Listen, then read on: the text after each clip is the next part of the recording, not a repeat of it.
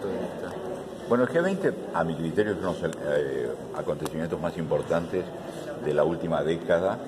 A partir de la crisis 2008-2009, la reacción de los gobiernos de los países desarrollados fue transformar un mecanismo que era eminentemente económico, de consulta entre ellos, en un mecanismo fuertemente político. Y como resultado de ello, la crisis financiera internacional, producto de la burbuja americana que había replicado en otros países, que amenazaba convertirse en un gran problema afectando crecimiento, inversión y empleo, atenuó el impacto por una serie de medidas concertadas de carácter político.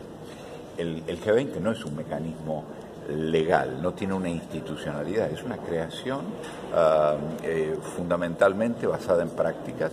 En esas prácticas, a partir del 2010, se incorporó lo que se llamó el capítulo empresarial, además de otros grupos de afinidad, decimos en español. Estos grupos de afinidad buscan dar las impresiones, las recomendaciones, la visión de distintos actores de la sociedad, entre ellos el empresariado, el sector sindical, la juventud. Después se ha incorporado el capítulo de género y el de ciencia y el de los think tanks, digamos, y visiones complementarias de acuerdo al país convocante. Esto lo decide un poco el anfitrión, en todo caso en articulación con lo que se llama la troika. La troika es el país precedente, en el caso nuestro Alemania, el país actual Argentina, y el país futuro que es Japón. Esto ha dado al empresariado, ¿por qué le importa? En primer lugar, porque somos actores en la vida política, en la vida social y económica. Y cuando digo en la vida política, no como partidos políticos, sino porque pesamos en generar las condiciones de crecimiento, de desarrollo para la sustentabilidad de la economía y con ello del propio crecimiento de la sociedad. Por ende, nuestro compromiso, habiéndonos tocado el turno a la Argentina de serlo y habiendo tenido el honor de ser designado a cargo al frente de esta responsabilidad para el capítulo empresarial, es generar recomendaciones concretas, viables, implementables, que puedan tener seguimiento de carácter inmediato y donde podamos monitorear nosotros también qué es lo que se está efectivamente haciendo de todas esas señales políticas que da el G20. Tengo profunda convicción de que el G20 es el camino, de la misma manera que el multilateralismo es el camino y no el unilateralismo en materia de relaciones comerciales internacionales. Tenemos la profunda convicción, ustedes saben que el tipo de gente que integra hoy el B20 son líderes empresariales argentinos de primera magnitud, acompañados por líderes internacionales. Ya vamos a dar las cifras, pero hay más de 1.200, número récord de participantes empresariales, más de 1.000 CEOs y CFOs de las grandes compañías del mundo, 34% de participación de pequeñas empresas y 27% de participación de mujeres. En todas esas cifras somos récord, y esto es un orgullo para nosotros y un gran compromiso. Y voy a dar los datos de la cantidad de reuniones para mecanismos de transparencia que aseguran que la visión que se da es no solamente la del empresariado argentino, que la estamos articulando, sino la del empresariado internacional. Justamente hablando del empresariado argentino, ¿cuál es la visión sobre la economía actual, sobre la marcha de la economía, que hay distintos vaivenes? Venía bien la economía según el gobierno, pero ahora se está hablando de recesión. Bueno, a ver, la coyuntura no puede ser aislada de algo que la Argentina es una asignatura pendiente, volver a mirar el mediano y largo plazo.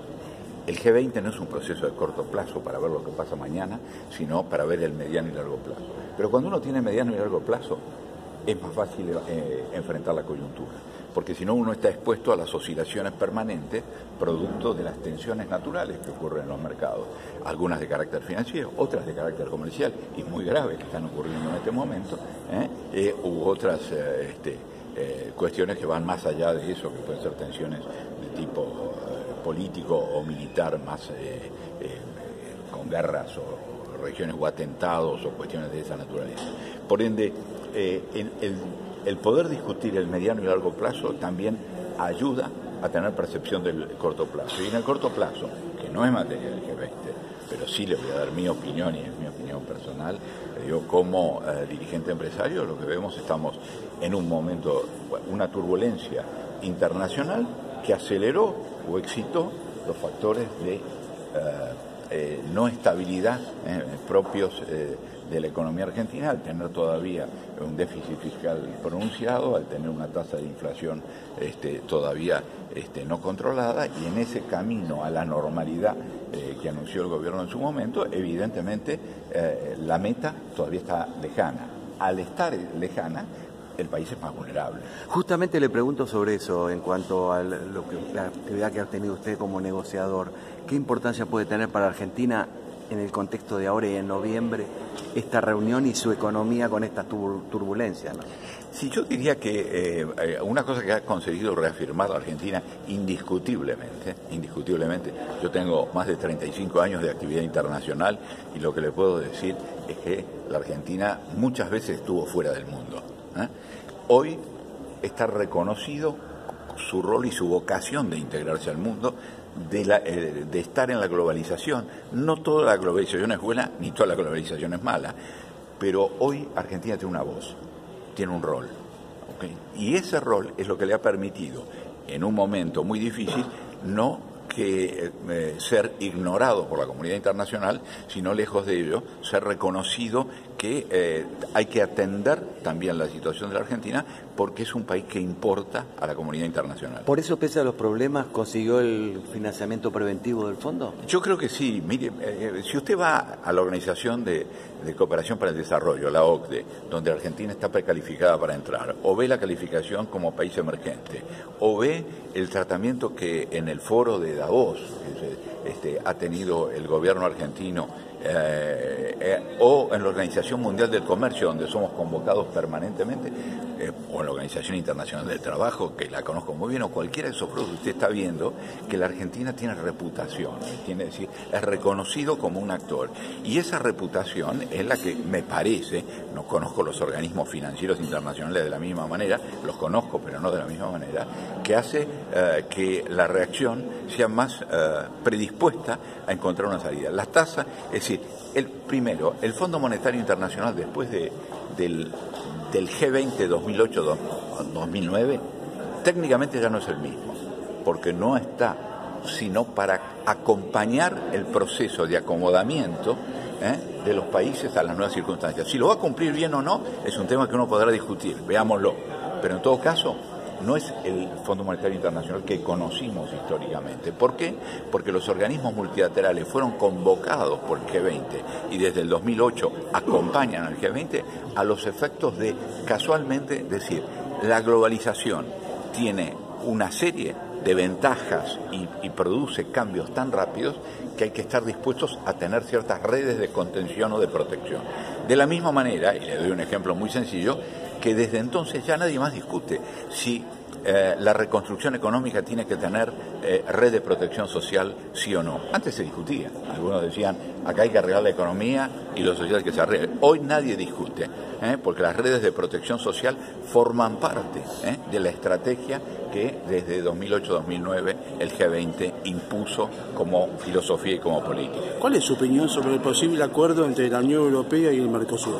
¿Qué opina sobre eso? Mire, Argentina tiene que integrarse al mundo, primero. Segundo, tiene que integrarse inteligentemente, es decir, es un camino de doble vía. Por eso es importante tener voz, ¿no es cierto?, para esa doble vía. Tercero, sabemos que a Europa no le interesa mucho nuestra producción agrícola ni nuestra producción de alimentos. Soy el presidente de COPAL. ¿Por qué no le interesa? Porque tiene tensiones internas también para defender sus mercados. Entonces, nosotros lo que decimos es, la integración debe ser de doble vía. La integración tiene que tener en cuenta que no puede haber barreras y restricciones para arancelarias y que además tenemos que tener una Organización Mundial de Comercio muy ágil, muy veloz, muy lista para resolver los conflictos. De la misma manera que decimos en el país, la justicia tiene que llegar y rápido, no puede ser lenta o ineficiente, la Organización Mundial de Comercio, y esto lo vamos a decir en nuestro documento y nuestras recomendaciones, desde ya se los anticipo, tiene que tener mecanismos eficaces para resolver los problemas que se presentan, tiene que tener la autoridad para dirimirlas, y además tiene que atender los nuevos fenómenos como la economía digital, etcétera, que no estaban en la pantalla porque no estaban en el radar. El mundo está cambiando. Pero entonces, si esas son las premisas, es imposible. No, yo creo que es posible. Se viene discutiendo hace mucho, ¿no? Sí, pero se viene discutiendo hace mucho, pero le digo, en los últimos 24 meses veo una evolución a la Organización Mundial de Comercio realmente atendible. Mire, le doy un ejemplo. 2008 se produce la crisis y en la OIT la agenda, yo era el vicepresidente empresarial de la OIT y presidente de los empresarios, la agenda se discutía 5 años atrás. O sea, nadie iba a discutir. Cayó la crisis, pero ya había otro temario. Y en ese momento los empresarios del mundo planteamos en la mesa de la OIT, que tiene tradiciones y cultura, ahora hay que discutir las crisis. Obviamente hubo mucha resistencia. Al año siguiente se cambió la agenda y se discutió el Pacto Global para el Empleo, las herramientas que cada país debía utilizar, que siguen siendo válidas, obviamente algunas adecuadas porque la tecnología avanza muy rápido. Por ende, el sistema multilateral, desde mi visión, yo no soy diplomático, soy un representante empresarial, desde mi visión, lo que le ha dado el G20 al sistema multilateral es una nueva tónica, un nuevo impulso para que cumplan su misión. ¿Por qué? Porque si no, cuando los organismos multilaterales terminan siendo de suma cero, es decir, no pasa nada, porque hay poder de veto, poder de bloqueo, etcétera, lo que hay es escepticismo y finalmente falta de credibilidad en las instituciones. Por ende, yo creo que la OMC, la Organización Mundial de Comercio, tiene que jugar para esta Argentina integrada al mundo un rol para que no tengamos que estar sometidos a ningún unilateralismo, sino a las normas, a las reglas. Y los argentinos también tenemos que acostumbrarnos a cumplir. Por mi parte, la última. ¿Qué pasa con el tema de la inflación? El gobierno, el presidente Macri en un primer momento dijo que iba a atacar la inflación, que era alta, y el déficit fiscal. Y a 2 años y medio nos encontramos con alto déficit fiscal todavía y con alta inflación. Bueno, evidentemente, estos dos temas son los temas que han sido factores también, desde el punto de vista de la expectativa internacional, para una mayor volatilidad desde el punto de vista financiero. Estos son temas que Argentina tiene que corregir, no un gobierno, la Argentina. Sea cual sea el gobierno, lo que tenemos que tener es una hoja de ruta muy clara. La inflación afecta desde ya al poder adquisitivo, y con ello el consumo, y con ello al empresario. Pero además afecta a la inversión, porque genera imprevisibilidad.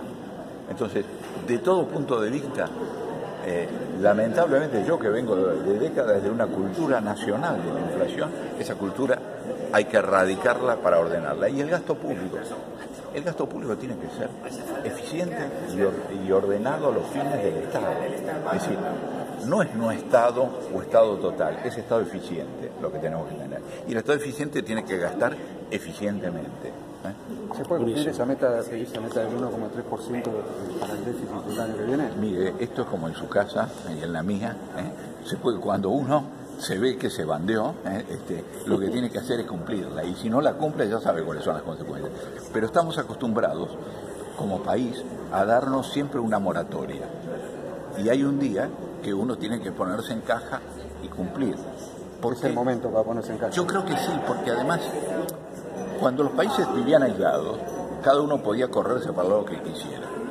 Cuando los países están integrados y la integración mundial es cada vez más marcada, es inexorable como proceso, uno tiene que jugar la regla del mundo, no se puede quedar afuera de esas reglas de los países civilizados y desarrollados, porque el punto es los países que cumplen esas pautas y que funcionan son los países que tienen menos pobreza, que tienen más empleo, que tienen más desarrollo, que tienen más inversión. De eso quiero ser. Muchas gracias. Muchas gracias. Un minuto.